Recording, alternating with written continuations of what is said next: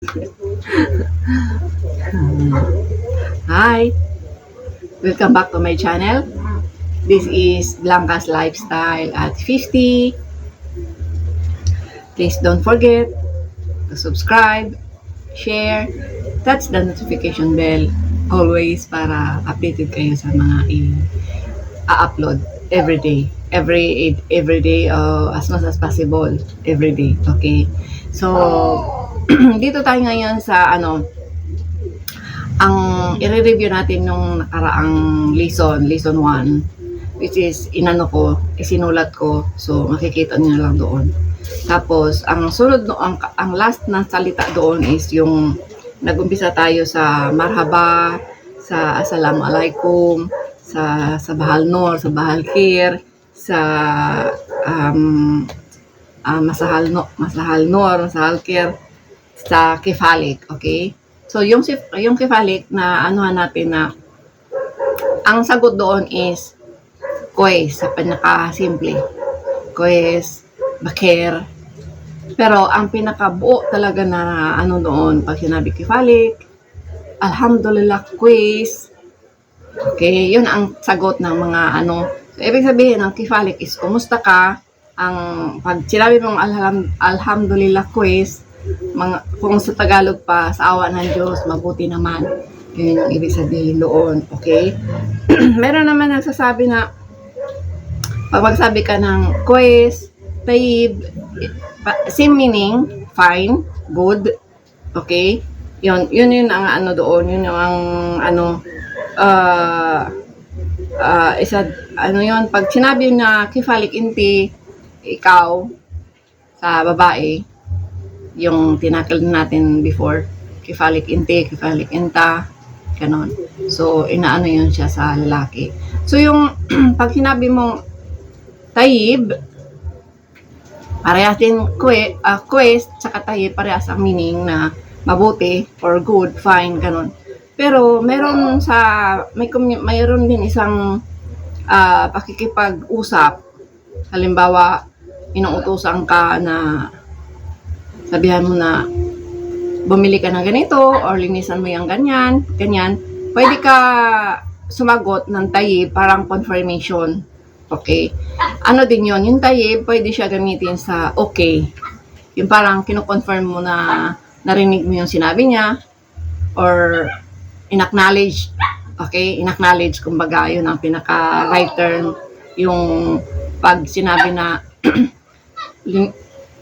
linisan mo sa winadif di hamam mo ang Taib, yung linisan mo ang CR, parang ganun ba ang pagkasabi. So ang isasagot mo is Taib, madam, ganoon. So ibig sabihin okay madam, parang ganoon, parang kino-confirm mo ng ganoon. So sa pag-usap natin ngayon, dalawa ang meaning ng Taib. Yung sinabi mong fine, Kwes, Taib, okay, yun ang isang meaning. Yung isang meaning is yung parang confirmation, okay? Okay. Parang ganon. So, mapunta tayo doon sa isa ring pinaka-importante na dapat na nalalaman na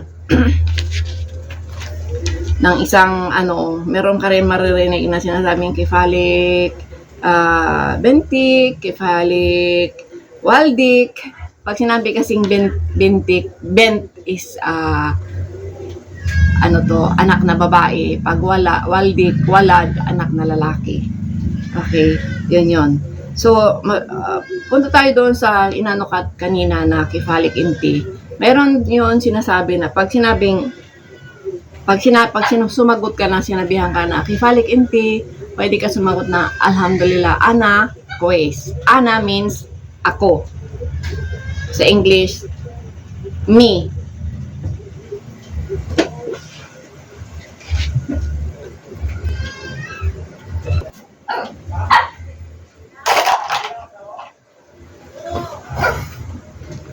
May patalastas. Okay? Yun ang ibig sabihin pag sinabi na nandito pa tayo sa kifalik, hindi pa tayo nakakaalis. Okay? Kifalik inti, pwede ka mo tubag nga pwede ka mo tubag na sorry, Bisaya agin. Pwede ka sumagot ng alhamdulillah, ana kwes, or ana bakher, ana tayyib, or ana tamam. Okay? May tamam pa pala. So, yun. Oh, excuse me. So, yun. Pag sinabing ana means ako. Sa English, me. Okay? Pag sinabing inti or inta, ikaw, or sa English, you. Okay? Yun, ibig sabihin. Pag sinabi ng intom, na na-mention ko na yan dati, hindi ko lang na-elaborate. So, na-elaborate ko ngayon. Intom is ibig sabihin, kayo, or sa English, them.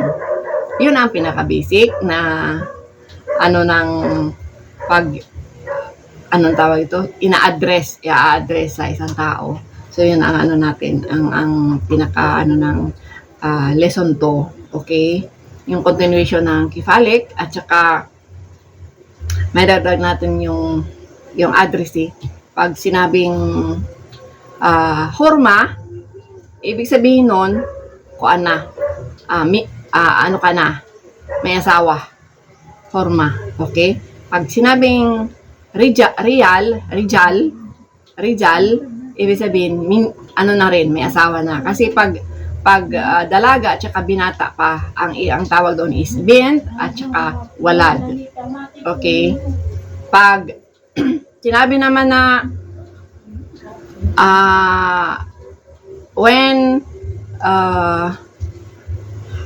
when inti liyom, when is saan ka ngayon, araw. Liyom is araw. Okay? So, yun ang maano mo na minsan maririnig mo na salita para at least kahit pa paano may naiintindihan, kasi minsan nakakarinig tayo ng conversation nila nakatanga. Ano ibig sabihin yun? Ano kaya yun? Okay? So, sa proseso na lagi kong araw-araw or every other day as much as possible, araw-araw pag nakaka-research ako, kasi dapat sigurado tayo sa dito, or kung mayroon man gusto mag-comments yung baka may kulang sa mga sinabi ko, it's my pleasure pag kinomments nyo na ganito yun, ang ibig sabihin ng ganito, ganyan, okay? Kasi more on sa Saudi lang ako, hindi ako nagtatackle sa ibang place.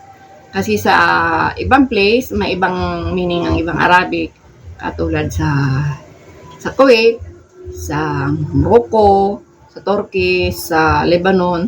May mga similarity pero may magpagkakaiba. Pero concentrate lang ako sa Saudi. Okay? Kasi doon mayroon akong malalim na experience sa pagtatrabaho ko. So, confident ako na makakashare ako ng mga exact words na mayroong kahulugan sa Tagalog or English man. Okay? Although, hindi man natin masasabi perfect. Okay? Kasi wala naman talagang perfect. Sisikapin natin na magiging tama or eksakto ang meaning na natin, para mas marami man din ang matutulungan, makakatulong sa mga kababayan natin na nandoon sa nagtatrabaho sa gitnang silangan.